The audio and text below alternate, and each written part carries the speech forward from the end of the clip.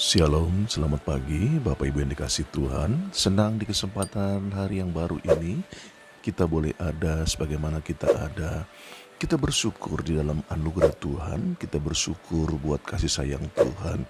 Itu sebabnya sebelum kita boleh lebih jauh di dalam aktivitas kita sepanjang hari ini, kita mau merenungkan firman Tuhan dalam renungan pagi hari ini. Namun sebelumnya kita tundukkan kepala, kita berdoa, kita bersyukur, haleluya. Bapa, terima kasih buat anugerah-Mu, terima kasih buat hari ini di mana kami boleh ada sebagaimana kami ada. Itu semua karena anugerah dan kemurahan Tuhan. Itu sebabnya kami boleh menyatakan dengan iman bahwa hari ini hari berkat, hari mujizat, hari pertolongan Tuhan, hari di mana kami mengalami kebaikan-kebaikan Tuhan yang luar biasa. Itu juga sebabnya kami menyerahkan kehidupan kami ke dalam tangan Tuhan yang kuat. Kami buka hati dan hidup kami buat apa yang menjadi renungan firman-Mu untuk mengingatkan kami bahwa sesungguhnya Allah itu baik, sekali-kali tidak pernah meninggalkan kami. Kami imani juga kebaikan Tuhan hari ini. Dengan kasih Tuhan kami imani bahwa yang sakit Tuhan sembuhkan, yang susah Tuhan hiburkan, yang terikat Tuhan lepaskan. Di dalam nama Tuhan Yesus Kristus kami siap merenungkan firman Tuhan. Haleluya, amin. Shalom Bapak Ibu yang dikasih Tuhan. Tentunya menjadi syukur kita di kesempatan hari ini kita boleh ada sebagaimana kita ada, dan juga menjadi satu syukur kita kalau kita boleh melihat keberadaan baik itu keluarga maupun juga pasangan hidup kita dan juga anak-anak kita. Juga kita bersyukur untuk segala aktivitas pekerjaan maupun juga kegiatan-kegiatan yang masih Tuhan percayakan di dalamnya. Pagi hari ini tentunya menjadi sebuah perenungan dalam diri kita. Kita lihat firman Tuhan di dalam Markus pasal yang ke-11 pada ayat yang ke-12 dikatakan demikian. Keesokan harinya sesudah Yesus dan ke-12 muridnya meninggalkan Betania, Yesus merasa lapar. Dan dari jauh ia melihat pohon ara yang sudah berdaun. Ia mendekatinya untuk melihat kalau ia mendapatkan apa-apa pada pohon itu. Tetapi pada waktu ia tiba di situ, ia tidak mendapat apa-apa selain daun-daun saja. Sebab memang bukan musim buah ara. Haleluya. Maka ayat yang ke-14 dikatakan, maka katanya kepada pohon itu, jangan lagi seorang pun makan buahmu selama-lamanya. Dan murid-muridnya pun mendengarnya. Apa yang menjadi kebenaran firman Tuhan yang kita dengar dalam kesempatan pagi hari ini mengingatkan pada waktu itu ketika Tuhan Yesus mau memakan buah ara, namun dalam kenyataannya ketika ia melihat pohon ara maka ia tidak mendapatkan buahnya. Nah, hal ini juga adalah sesuatu hal yang penting untuk kita waspadai, sesuatu yang penting untuk kita ingat dalam kehidupan kita. Apa yang menjadi aktivitas kita, apakah hal itu memberikan satu produktivitas? Ini adalah hal yang harus kita bisa bedakan. Aktivitas tidak selalu menghasilkan apa yang menjadi produktivitas. Tetapi inilah hal yang juga menjadi sebuah tantangan iman dalam kehidupan kita. Jangan-jangan kita beraktivitas sepanjang hari ini, tetapi tidak ada buah di dalamnya, tidak ada hasil di dalamnya. Kita hanya mengerjakan sesuatu hanya sebatas bahwa ya ini kan adalah pekerjaan saya, ini adalah tanggung jawab saya, ini adalah kebiasaan-kebiasaan saya. Nah, hal ini hati-hati Bapak Ibu, karena dari ayat bacaan kita bagaimana pohon ara itu jelas-jelas tidak menghasilkan buah. Dan pada saat itu juga Tuhan Yesus berkata, jangan lagi seorang pun makan buahmu selama-lamanya. Haleluya. Ini yang bisa kita ingat di dalam kesempatan pagi hari ini. Hati-hati dalam segala kegiatan yang kita kerjakan. Mari kita mulai melihat, boleh-boleh saja kita mengerjakan segala hal ataupun banyak-banyak aktivitas, tetapi mana yang penting? Itu yang terutama yang harus kita renungkan dalam kehidupan kita pagi hari ini.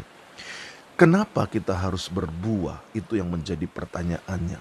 Sehingga pada waktu Yesus melihat pohon ara itu tidak berbuah, maka ia berkata bahwa mulai hari ini engkau tidak akan lagi berbuah. Dengan kata lain, orang tidak akan lagi makan buahmu. Dengan kata lain, bahwa ini adalah hal yang dikatakan Tuhan Yesus sebagai kutuk kepada pohon ara itu sendiri.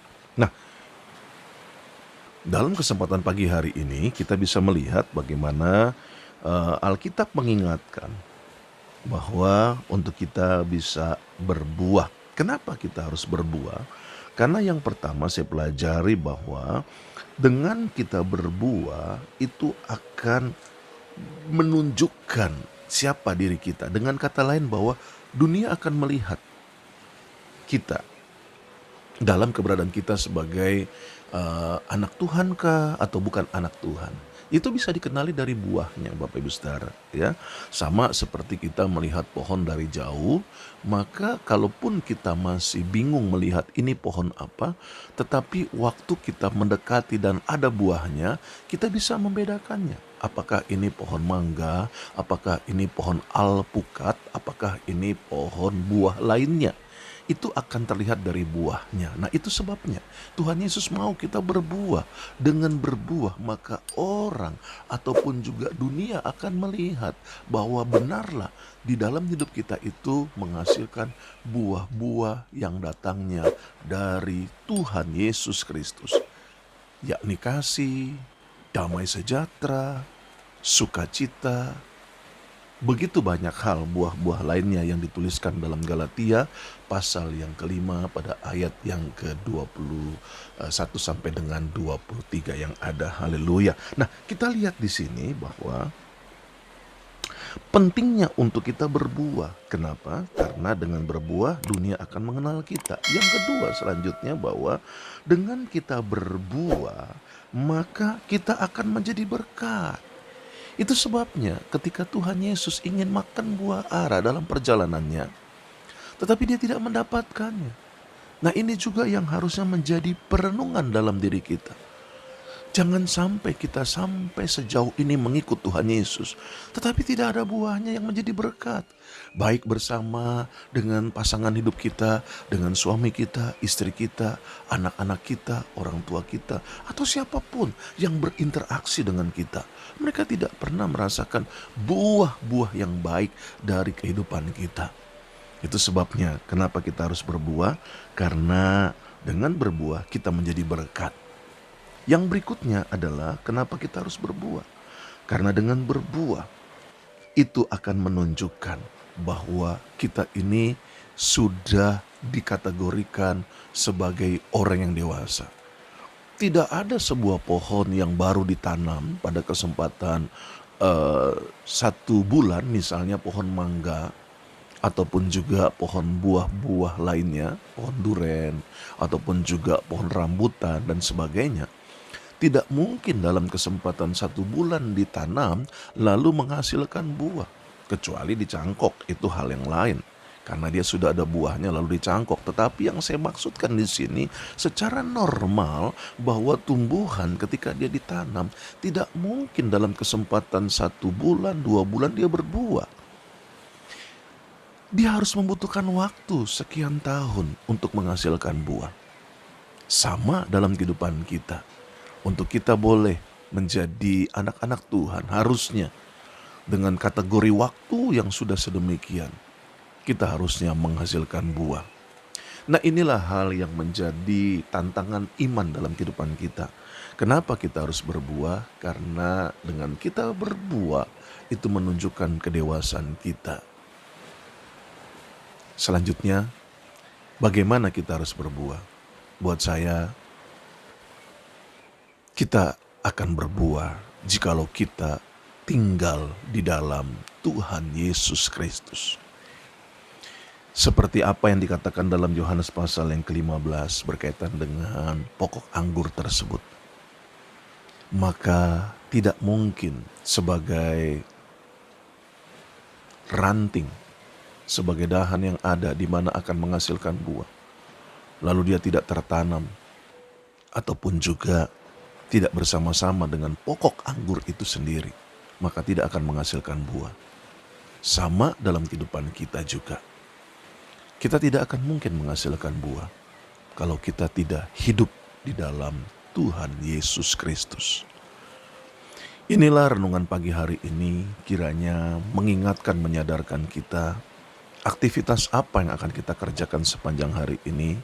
Biarlah hal itu boleh menjadi perhatian kita.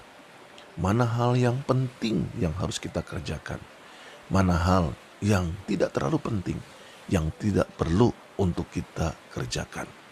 Sehingga di dalamnya kita akan menjadi anak-anak Tuhan yang berkualitas, yang menghasilkan buah-buah. Karena dengan kita berbuah, dunia akan melihat perbedaan kita dengan orang-orang lainnya. Dengan kita berbuah, maka kita menjadi berkat buat banyak orang. Dengan kita berbuah, menunjukkan kedewasaan kita.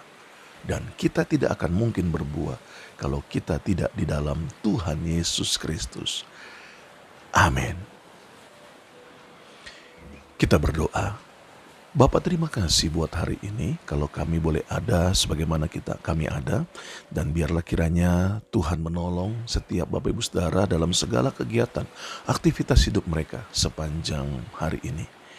Hal-hal yang baik yang daripada Tuhan menjadi bagian dalam kehidupan setiap Bapak Ibu Saudara yang ada. Yang sakit Tuhan sembuhkan, yang susah Tuhan hiburkan, yang terikat Tuhan lepaskan. Kegiatan aktivitas hidup mereka sepanjang hari ini dalam penyertaan Tuhan, dalam penjagaan Tuhan. Segala berkat Tuhan memberkati setiap langkah dan aktivitas Bapak Ibu Saudara. Di dalam nama Tuhan Yesus Kristus. Haleluya. Amin. Bapak Ibu yang dikasihi Tuhan, ingat, Yesus Kristus Tuhan. Yesus Kristus tetap Tuhan. Yesus Kristus selama-lamanya Tuhan. Hanya Tuhan Yesus Kristuslah satu-satunya jalan keselamatan untuk kita sampai dan masuk ke surga. Haleluya. Selamat beraktivitas. Tuhan Yesus memberkati. Shalom.